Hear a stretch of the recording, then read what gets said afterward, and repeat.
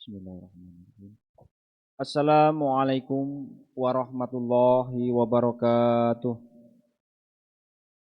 Innal hamdalillah nahmaduhu wa nusalli wa nusallim ala Rasulillahil karim amma ba'. Pertama-tama marilah kita panjatkan puji dan syukur kepada Allah Subhanahu wa taala yang telah memberikan taufik dan hidayah sehingga pada siang hari ini, hari Jumat, hari yang baik, di bulan yang baik, bulan Ramadan, Allah Subhanahu wa taala telah tunjukkan cintanya, sayangnya kepada kita. Dengan buktinya kita diberikan kemudahan oleh Allah datang ke rumahnya Allah untuk melaksanakan satu perkara yang besar di sisi Allah Subhanahu wa taala, yaitu sholat Jumat dengan berjamaah. Semoga rangkaian ibadah kita di hari yang baik, di bulan yang baik ini diterima oleh Allah Subhanahu wa taala.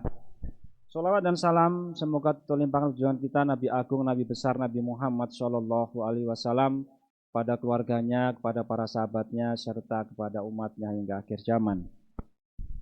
Diimbau kepada seluruh jamaah Masjid Al-Badar yang membawa barang-barang berharga seperti dompet, handphone, dan barang-barang berharga yang lain agar selalu diperhatikan, dijaga, jangan sampai tertukar, ditukar, ataupun berpindah tangan untuk menjaga keamanan kita bersama. Hadirin sidang Jumat yang dimuliakan oleh Allah Subhanahu wa taala, sebelum ibadah Jumat dimulai akan kami sampaikan terlebih dahulu beberapa pengumuman. Pengumuman pertama, laporan keuangan Masjid Al-Badar. Saldo hari Jumat tanggal 6 Maret tahun 2026 sebesar Rp6.987.000. Penerimaan kas sampai dengan hari ini Jumat tanggal 13 Maret tahun 2026 sebesar Rp3.675.000. Pengeluaran kas sampai dengan hari ini Jumat tanggal 13 Maret tahun 2026 sebesar Rp3.600.000. Saldo kas sampai dengan hari ini Jumat tanggal 13 Maret tahun 2026 sebesar Rp7.062.000. Atas nama pengurus masjid kami sampaikan jazakumullah khairan kasiron. Semoga amal ibadah Bapak sekalian diterima oleh Allah Subhanahu wa taala. Amin amin ya rabbal alamin. Pengumuman kedua, yang bertindak sebagai imam dan khotib Jumat hari ini tanggal 13 Maret tahun 2026 adalah Al-Mukarram Ustadz Erza Fatwa SEI. Alhamdulillah beliau sudah berada bersama kita. Azan pertama akan dikumandangkan oleh saudara Khairuddin dan azan kedua akan dikumandangkan oleh saudara Riyadi Mirin. Waktu sholat jatuh pada pukul 12:05. Selanjutnya hadirin yang mulia, untuk menjaga kekhusyuan dalam pelaksanaan khutbah dan sholat Jumat pada seluruh jamaah yang membawa alat komunikasi atau handphone agar sementara nonaktifkan dan dimohon untuk mengisi soft yang masih kosong di depan. Demikian pengumuman yang saya sampaikan. Atas segala perhatiannya diucapkan terima kasih. Billahi taufik wal hidayah. Wassalamualaikum warahmatullahi wabarakatuh.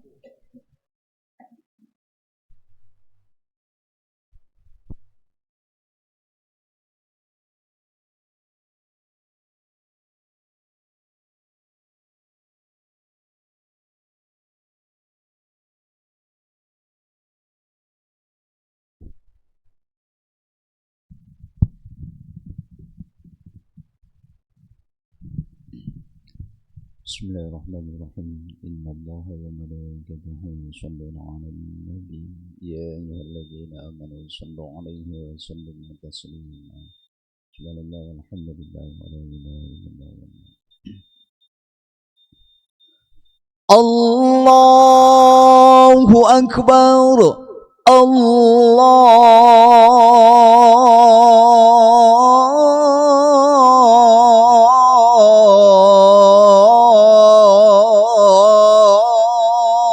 Akbar. Allahu akbar.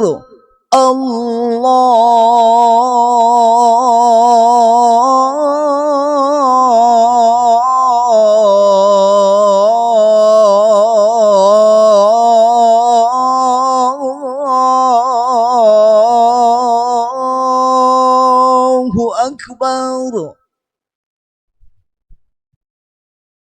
أشهد أن لا إله إلا الله.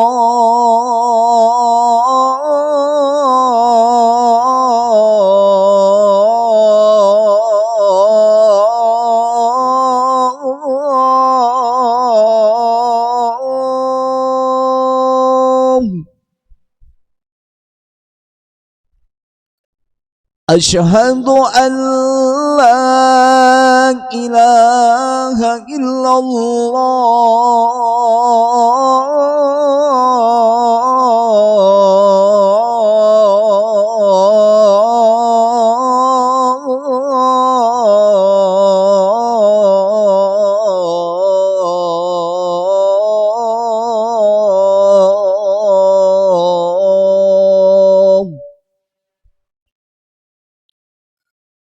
أشهد أن محمد رسول الله.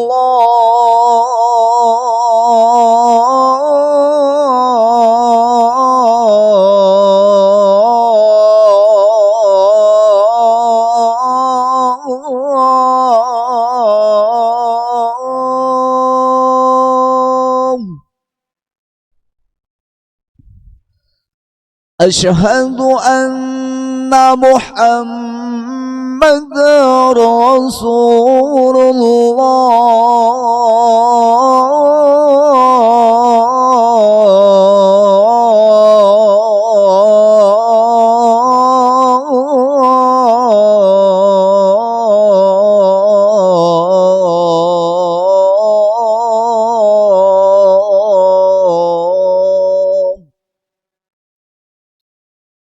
حي على الصلاة.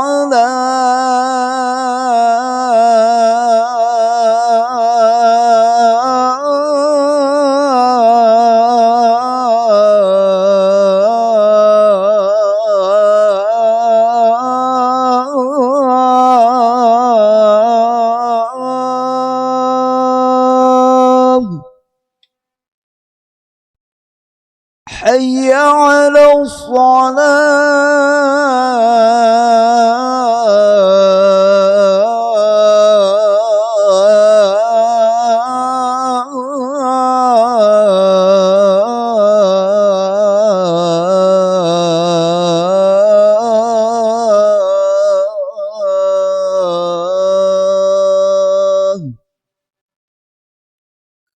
حي على الفلاح.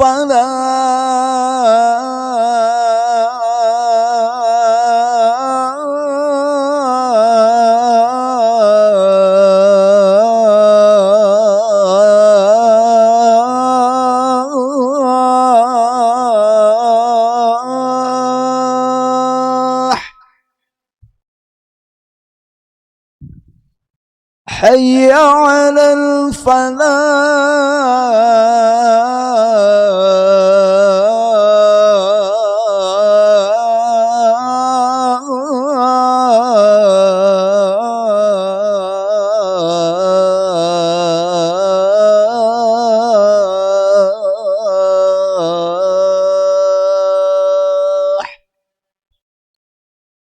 الله أكبر.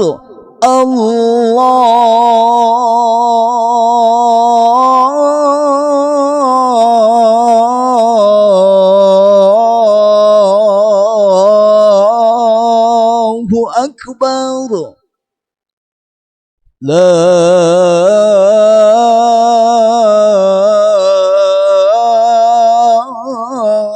إله إلا الله.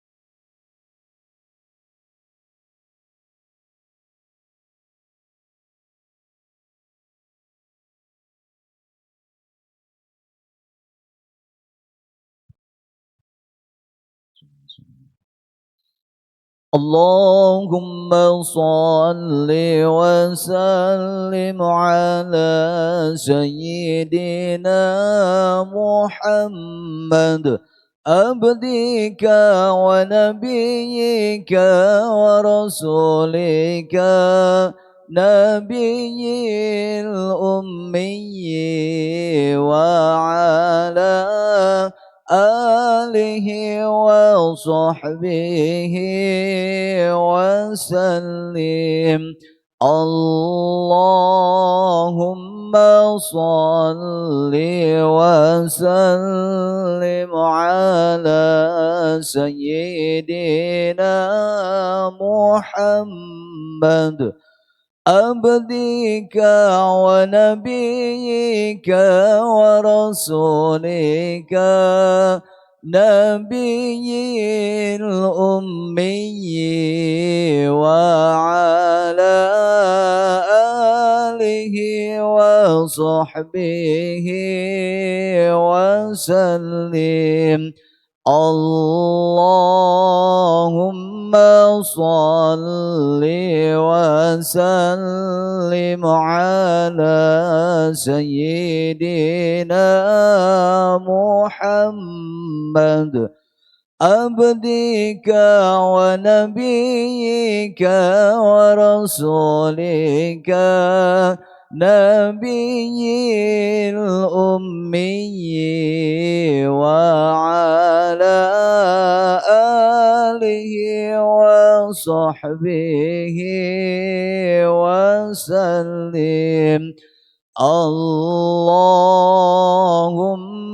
صل وسلم على سيدنا محمد عبدك ونبيك ورسولك نبي الأمي وعلى آله وصحبه وسلم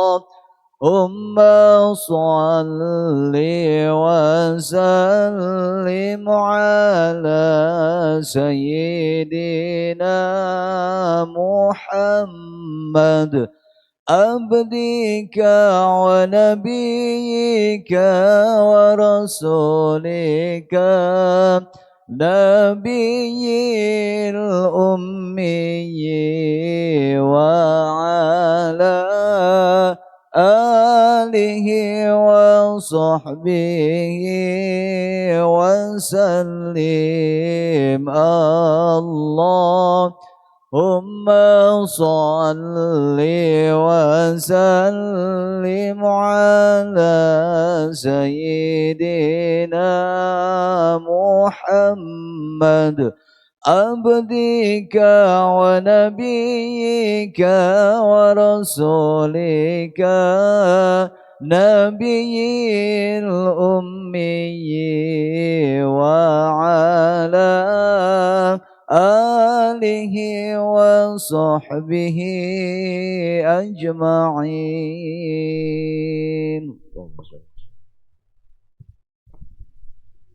إن الله وملائكته يصلون على النبي يا أيها الذين آمنوا صلوا عليه وسلموا تسليما.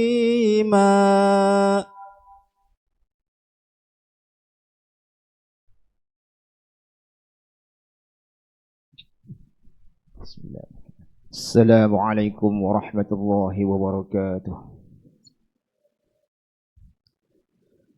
الله أكبر الله أكبر الله أكبر الله أكبر أشهد أن لا إله إلا الله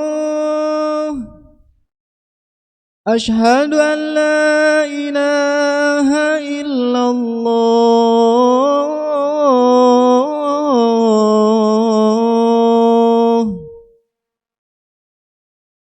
أشهد أن محمدًا رسول الله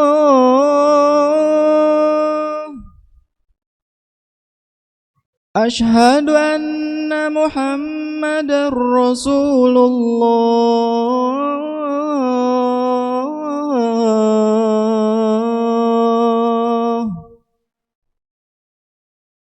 حي على الصلاة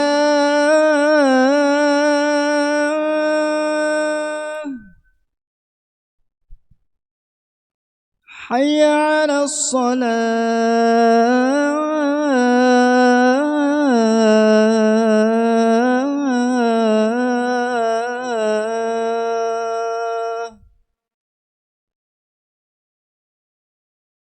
حي على الفلاح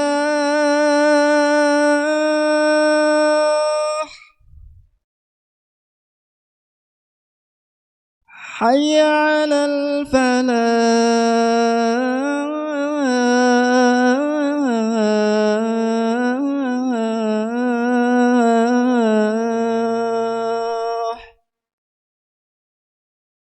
الله أكبر الله أكبر لا إله إلا الله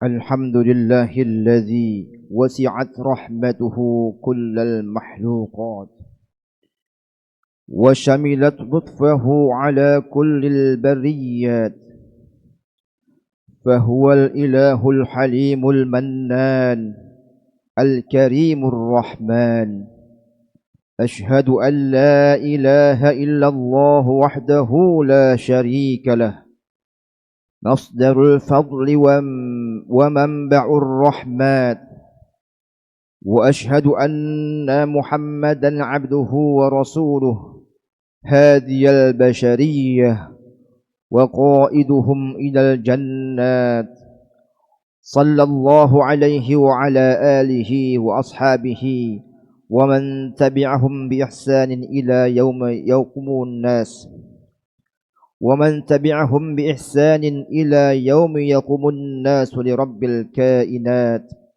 أما بعد فيا عباد الله أوصيكم ونفسي بتقوى الله فقد فاز المتقون قال الله تعالى أعوذ بالله من الشيطان الرجيم يا أيها الذين آمنوا اتقوا الله حق تقاته ولا تموتن إلا وأنتم مسلمون.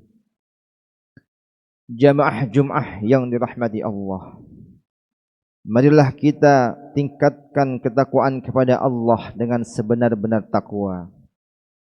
Pada kesempatan kali ini, khatib akan membahas tentang i'tikaf sebagai sarana menemukan kedamaian dan kesunyian.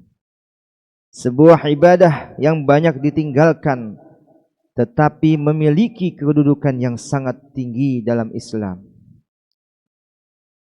Jamaah sekalian, i'tikaf secara bahasa berarti berdiam diri.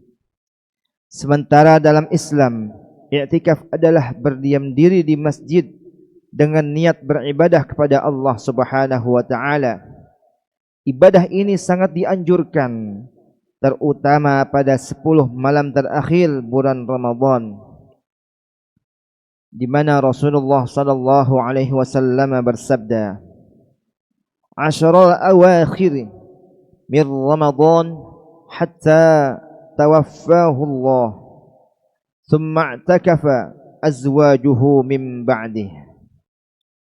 Maknanya, sesungguhnya Nabi sallallahu alaihi wasallam melakukan i'tikaf pada 10 hari terakhir bulan Ramadan hingga beliau wafat.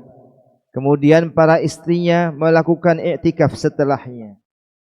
Hadis riwayat Bukhari dan Muslim. Hadis ini menunjukkan bahwa i'tikaf adalah sunnah yang terus diamalkan oleh Rasulullah dan dilanjutkan oleh para sahabat serta keluarganya. Jamaah yang dimuliakan Allah, ada banyak keutamaan dalam i'tikaf yang menjadikannya ibadah yang sangat istimewa. Di antaranya yang pertama adalah mendekatkan diri kepada Allah. I'tikaf adalah kesempatan emas untuk menjauhkan diri dari hiruk pikuk dunia dan fokus hanya kepada Allah. Di dalamnya kita memperbanyak salat, zikir, doa, serta membaca dan mentadabburi Al-Quran.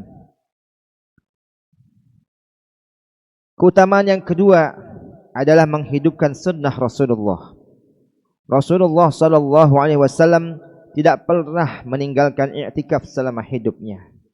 Bahkan beliau mengajarkan para sahabat untuk melaksanakannya agar mendapatkan keberkahan.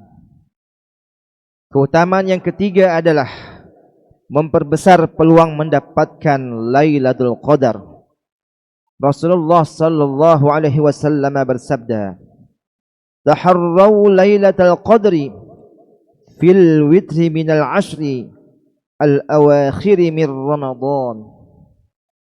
Carilah Lailatul Qadar pada malam-malam ganjil dari 10 malam terakhir di bulan Ramadan. Hadis riwayat Bukhari.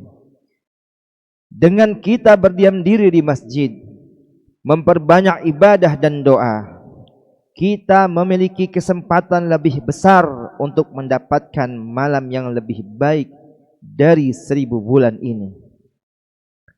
Keutamaan yang keempat adalah menjadi waktu untuk muhasabah diri.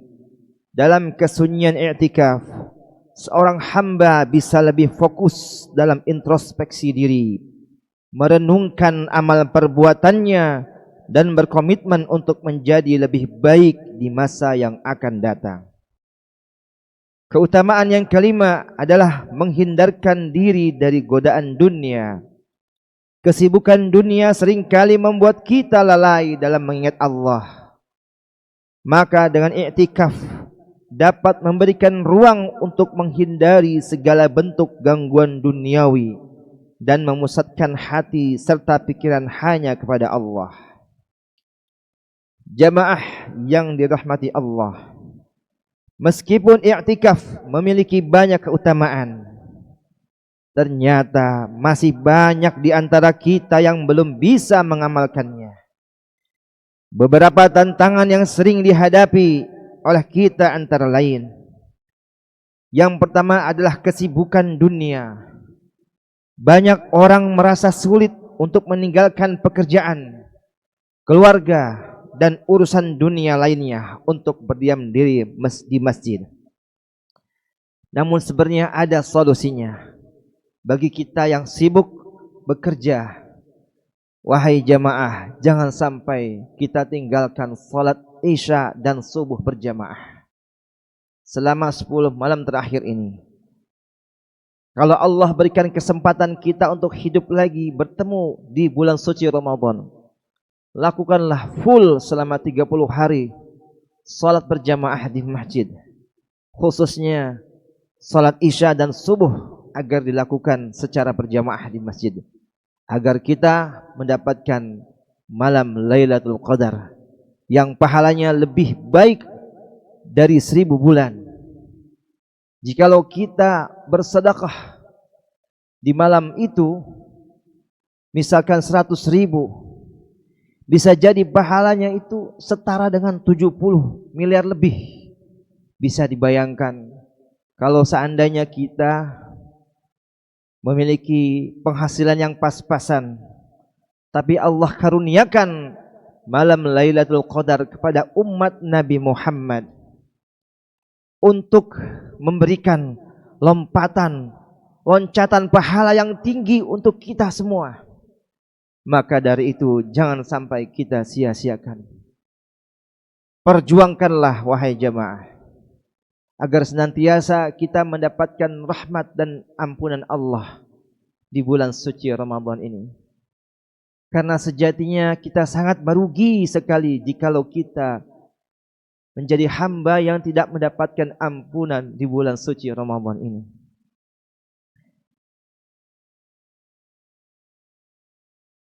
Kendala yang kedua adalah kurangnya pemahaman tentang i'tikaf.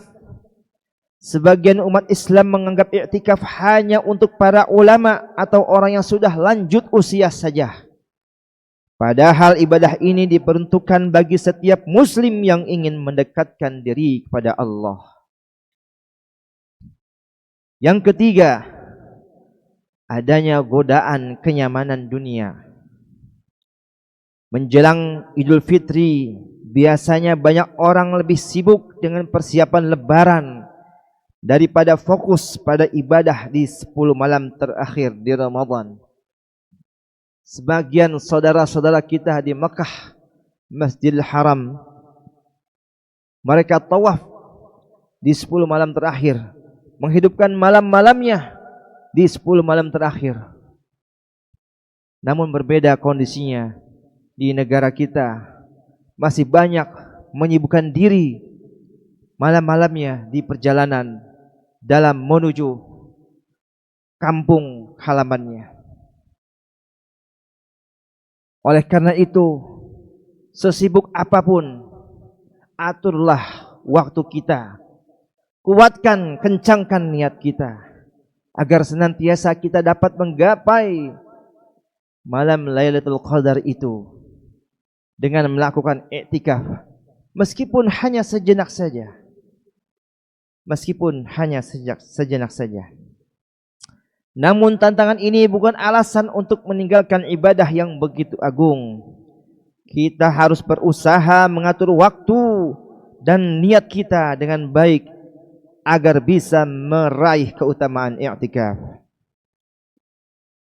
Agar i'tikaf yang kita lakukan menjadi lebih berkualitas, ada beberapa hal yang perlu kita perhatikan. Yang pertama, niat yang ikhlas. Sebagaimana semua ibadah, i'tikaf harus dilakukan dengan niat yang murni untuk mencapai ridha Allah. Maka mintalah kepada Allah agar senantiasa Allah menjaga hati kita, Allah memurnikan hati kita, Allah meluruskan hati kita di setiap kita melakukan amalan ibadah, wabil khusus di 10 malam terakhir ini. Yang kedua adalah menjaga kualitas ibadah selama i'tikaf.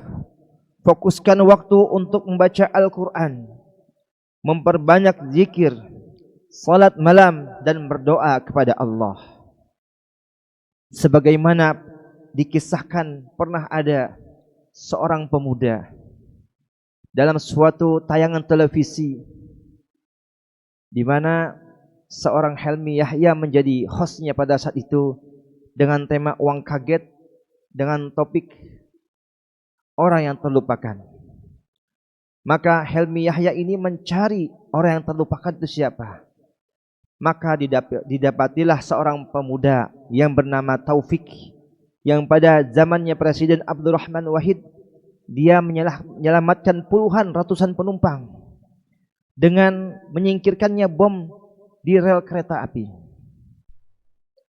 Namun jasanya tersebut dilupakan, sehingga seorang pemuda ini bernama Taufik mendapatkan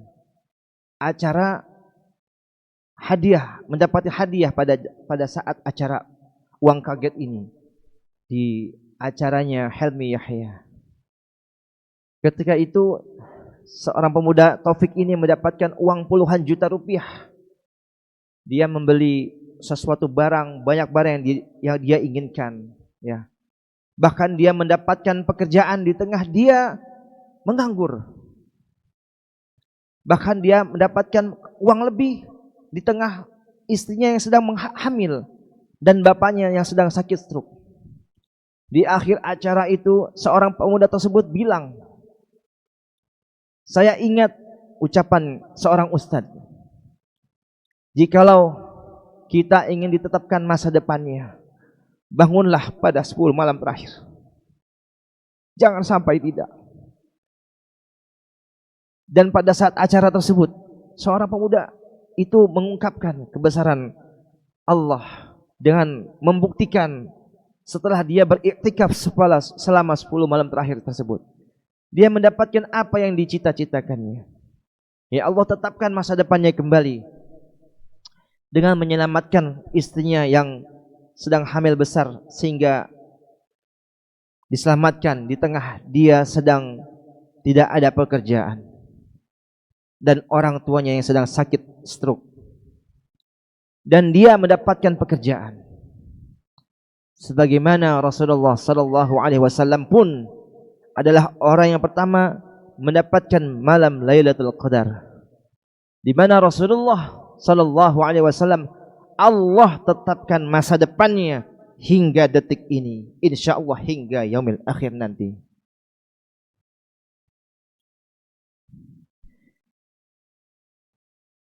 Kendala yang ketiga yaitu mengurangi interaksi yang tidak perlu. I'tikaf bukan sekedar berdiam di masjid, tetapi kesempatan untuk benar-benar menjauh diri dari dunia dan mendekatkan kepada Allah. Oleh karena itu, kurangi interaksi yang tidak perlu dengan sesama manusia. Kendala yang keempat, bersungguh-sungguh dalam berdoa. Gunakan waktu i'tikaf untuk memohon ampunan, meminta kebaikan di dunia dan di akhirat, serta mendekatkan diri kepada Allah dengan sepenuh hati. Jemaah Jumat yang dimuliakan Allah, i'tikaf adalah salah satu ibadah yang penuh keberkahan, memberikan kita kesempatan untuk mengisi waktu dengan amal yang paling bermanfaat serta menggapai Lailatul Qadar. Jangan sampai kesibukan dunia menghalangi kita dari mendapatkan keutamaan besar ini. Semoga Allah memudahkan kita untuk menjalankan i'tikaf dengan sebaik-baiknya, menerima segala amal ibadah kita, dan menjadikan kita termasuk golongan hambanya yang bertakwa. Barakallahu li wa lakum fil Qur'anil azim, wa nafa'ani wa iyyakum bima fihi minal ayati wadh-dhikril hakim.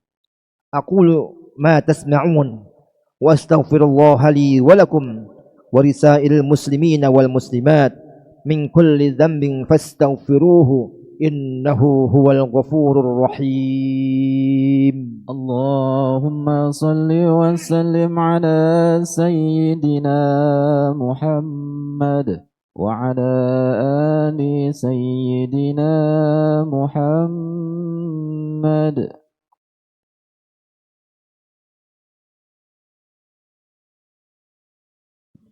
الحمد لله على إحسانه والشكر له على توفيقه وامتنانه وأشهد أن لا إله إلا الله وحده لا شريك له تعظيما لشأنه وأشهد أن نبينا محمدا عبده ورسوله الداعي إلى رضوانه.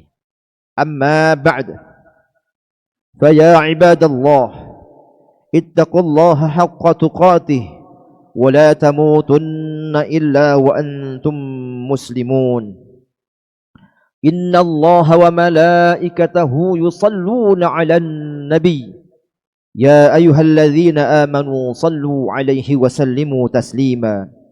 اللهم صل على محمد وعلى آل محمد كما صليت على إبراهيم وعلى آل إبراهيم إنك حميد مجيد. وارض اللهم عن الخلفاء الراشدين أبي بكر وعمر وعثمان وعلي وعن صحابة أجمعين وعنا معهم بمنك وكرامك يا أكرم الأكرمين. اللهم اغفر للمسلمين والمسلمات والمؤمنين والمؤمنات الأحياء منهم والأموات إنك سميع قريب مجيب دعوات. اللهم إنك عفو تحب العفو فاعف عنا. اللهم إنك عفو تحب العفو فاعف عنا. اللهم إنك عفو كريم تحب العفو فاعف عنا يا كريم. فاعف عنا يا رحمن. فاعف عنا يا رحيم. فاعف عنا يا أكرم الأكرمين. اللهم أعز الإسلام والمسلمين وأذل الشرك والمشركين. ربنا ظلمنا أنفسنا وإن لم تغفر لنا وترحمنا لنكونن من الخاسرين. ربنا تقبل منا إنك أنت السميع العليم وتب علينا إنك أنت التواب الرحيم. ربنا آتنا في الدنيا حسنة وفي الآخرة حسنة وقنا عذاب النار والحمد لله رب العالمين. أقم الصلاة.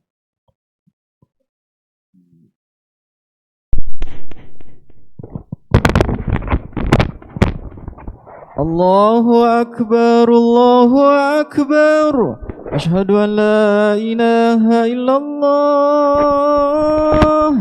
أشهد أن محمدا رسول الله حي على الصلاة حي على الفلاح قد قامت الصلاة قد قامت الصلاة الله أكبر الله أكبر لا إله إلا الله. Istawu, aqimu sufufakum wa'tadilu. Silakan diluruskan, dirapatkan safnya untuk menjaga kesempurnaan salat.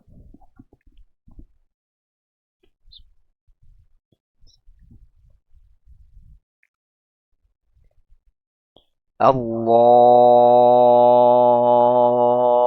Akbar.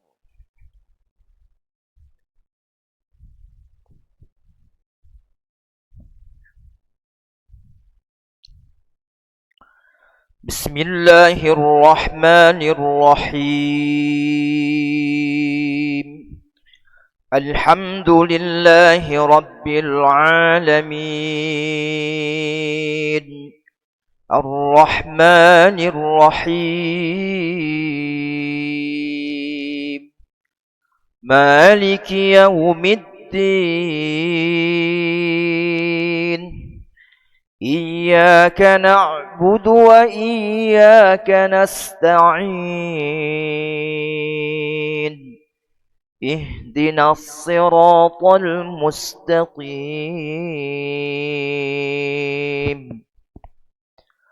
Siratal ladzina an'amta 'alaihim ghairil maghdubi 'alaihim waladdallin.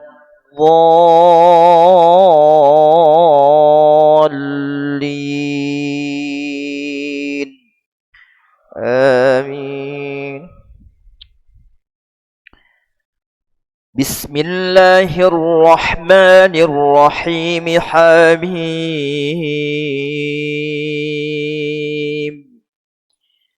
Wal kitabil mubin.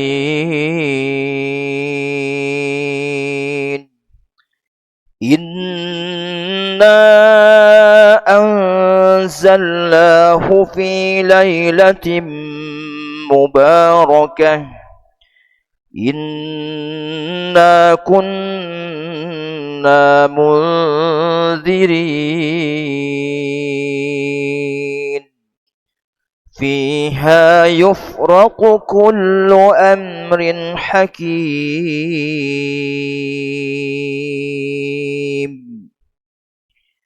Allahu Akbar.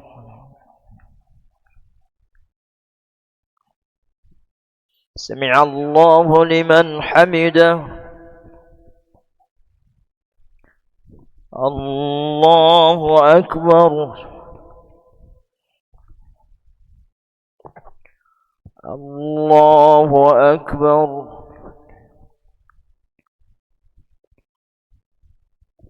Allahu Akbar.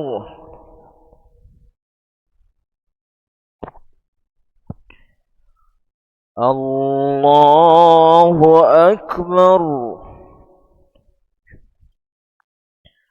Bismillahirrahmanirrahim. Alhamdulillahi Rabbil Alamin.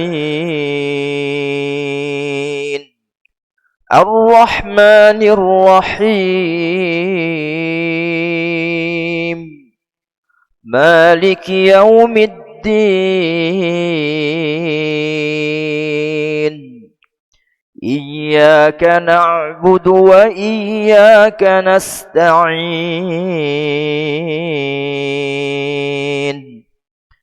اهدنا الصراط المستقيم صراط الذين أنعمت عليهم غير المغضوب عليهم ولا الضالين.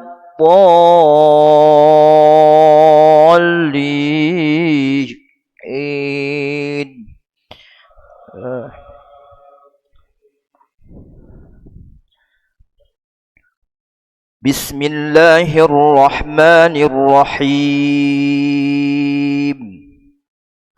إنا أنزلناه في ليلة القدر وما أدراك ما ليلة القدر ليلة القدر خير من 1000 شهر تنزل الملائكة والروح فيها بإذن ربهم من كل أمر سلام هي حتى مطلع الفجر. الله أكبر. سمع الله لمن حمده. الله أكبر.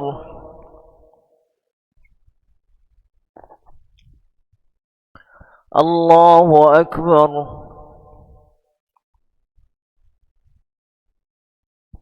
الله أكبر.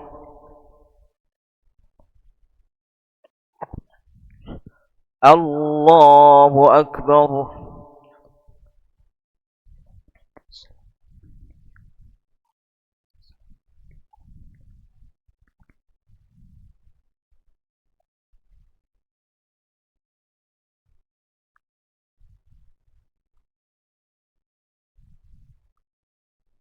السلام عليكم ورحمة الله.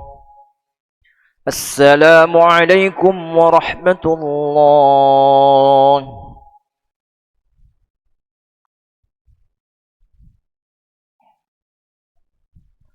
الفاتحة.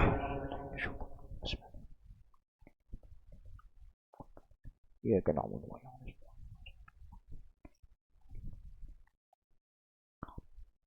نستغفر الله العظيم. نستغفر الله العظيم. نستغفر الله العظيم. الحمد لله رب العالمين الذي بنعمته تتم الصالحات. اللهم صل وسلم على سيدنا محمد وعلى آل سيدنا محمد. اللهم اغفر لنا وتب علينا إنك أنت التواب الرحيم. اللهم اغفر لنا ولوالدينا وللمؤمنين يوم يقوم الحساب. اللهم إنك عفو تحب العفو فاعف عنا. اللهم إنا نسألك رضاك والجنة ونعوذ بك من سخطك والنار. بارك اللهم لنا في شهر رمضان. بارك اللهم لنا في شهر رمضان. بارك اللهم لنا في شهر رمضان. ربنا تقبل منا إنك أنت السميع العليم وتب علينا إنك أنت التواب الرحيم. ربنا آتنا في الدنيا حسنة وفي الآخرة حسنة وقنا عذاب النار. وصلى الله على سيدنا محمد وعلى آله وصحبه أجمعين والحمد لله رب العالمين.